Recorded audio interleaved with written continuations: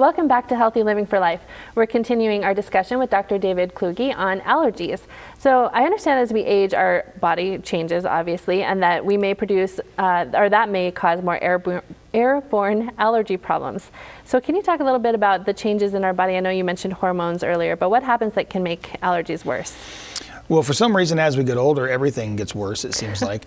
But one thing that we do see is that the nose continues to get kind of more plugged and congested, and our throat also tends to get more constricted in just a way of aging. And so one thing that we do see is more sleep apnea as we get older because just our muscles tend to be more relaxed and our nerves don't seem to work as well. And so our whole upper airway system kind of just gets worse as we get older. And so the allergies that may have caused, nasal obstruction and some drainage when we were younger may now cause actually sleep apnea and collapse of the upper airway completely as we get older, which would have to be treated in a whole different way than just with allergy medication. Okay.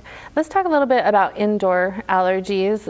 What are some of the more common indoor allergies? So indoor allergies are going to be limited just to what's inside the house or what can be inside the house. And that's going to be dust mites, cats, dogs, or other animals, if you have other animals in there, such as birds or other rodent type animals, and also molds. And molds are really underappreciated as far as how bad they can cause severe allergy symptoms. Okay.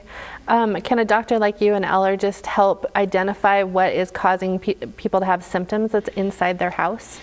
We can help. We can give them ideas to look for, and we can also tell by when the patients have symptoms. As we talked about earlier, some people have symptoms that peak in the summertime, such as hay fever, where they get outside and they work around and they get worse. Some people have symptoms, however, that get worse in the wintertime. They do fine all summer long, and then as soon as they button up their house for the winter, then they get worse.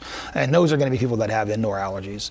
Another thing about indoor allergies is that they can affect you all year round. So you can have symptoms all year round, spring, summer, fall, winter, all the time, maybe worse in the winter, but they could also still affect you in the summertime as well. And it could still be indoor allergies that are getting you. Okay.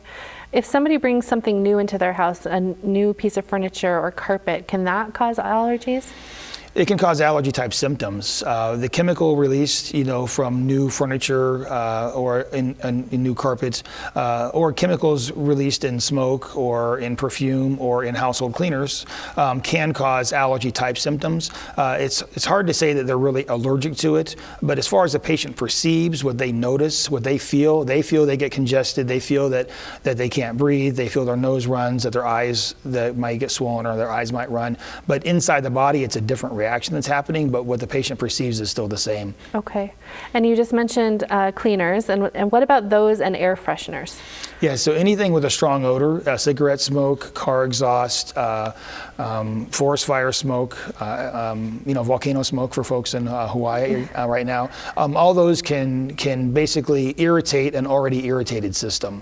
So if the system is revved up due to an allergy type system reaction already, then those other irritants can make that reaction worse.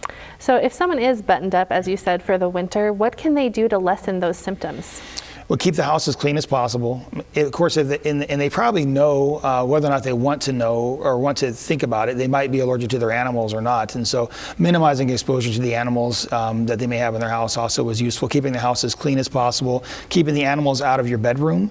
You spend 8 hours a day or more in your bedroom. And so that's 8 hours that you could have as a clean space for you if you can keep the animals out of there if you're allergic to the animals. Okay. Also changing your sheets often, vacuuming frequently, using a HEPA filter, using an air freshener in your house. It helps if you know what you're allergic to as well. So if you've seen an allergist and you've been tested and you know that you're allergic to dust mites but not your dog, then that's useful because you know how to treat that in your house differently than somebody that doesn't know what they're allergic to. Sure. Okay. And what if you clean all the time and you're still experiencing symptoms? What do you do then? So then you would take medications over the counter, which we talked about before, which would be antihistamines and then maybe a nasal steroid spray. And if those are not effective enough, then you probably need to see an allergist to find out what is setting you off to see if you can avoid it or if you need to take the next step in treatment. Okay, would you recommend an air purifier? Absolutely, yes. And I would keep that in places where you sit more often. So in your bedroom, having it on your nightstand would be nice, or in the bedroom as well, just close to where you breathe. And if you have a place where you sit and read or watch TV in the living room all the time, having one out there, again, to keep the air clean by where you're sitting. Something that I wanted to mention really quickly, though, is that houseplants can be a big source of indoor mold. And keeping houseplants away from your bedroom completely and away from your sitting areas can be a good way to avoid that source of mold in your house. Okay, so we're almost out of time, Doctor, but just really quickly, smoking, does that make allergies worse? Smoking, again, is like an irritant, and so of course, and it always surprises me people that have asthma and they smoke. But yes, it basically takes a system that's already irritated, and then you're just adding another layer of irritation on top of it. Okay, and then again, just really quickly, medications for indoor allergies.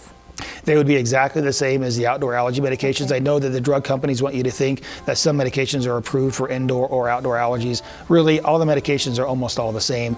The antihistamines are almost the same. The nasal sprays are almost all the same. Just use them as you think you should use them. Okay, perfect. Thank you so much. Great information and expertise. So thanks for being on the show today. And thank you for joining us. We hope you'll come back again next week. Until then, stay fit, stay well, and stay healthy for life with Healthy Living for Life. Healthy Living for Life is brought to you by Mountain Pacific Quality Health.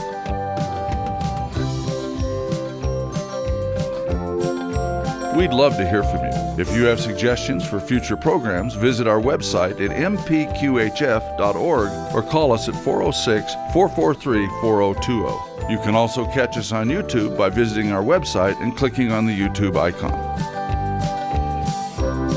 Special thanks to Fire Tower Coffee House and Roasters. Production facilities provided by Video Express Productions.